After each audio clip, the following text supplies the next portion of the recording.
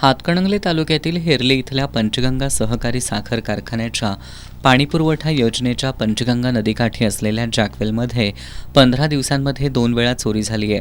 Motor पंपाच्या स्टार्टरची मोडतोड करून त्यामधील कॉपर वायरसह सुमारे 90,000 रुपयांचं साहित्य अज्ञातांनी लंपास केलं असल्याचं नुकतंच निदर्शनाला आलंय।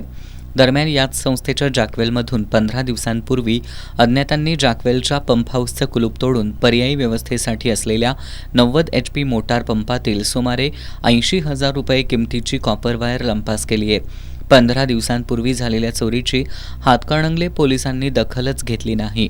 त्यामुळे चोरट्यांचं बळ वाढून त्यांनी पुन्हा पंचगंगा पाणीपुरवठा संस्थेच्याच जॅकवेलमध्ये दुसऱ्यांदा चोरी केली आहे।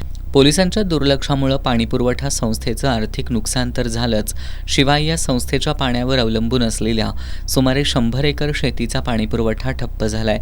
सध्या शेतीपंपांना दिवसा वीज पुरवठा होत असल्यामुळे शेतकरी रात्री शेताकडे जात नाहीत। याचाच फायदा उठवत चोरट्यांनी धुमाकूळ घातलाय। या चोरट्यांना पोलिसांकडून अभय मिळत असल्यामुळे शेतकऱ्यांचं नुकसान होऊ लागलंय।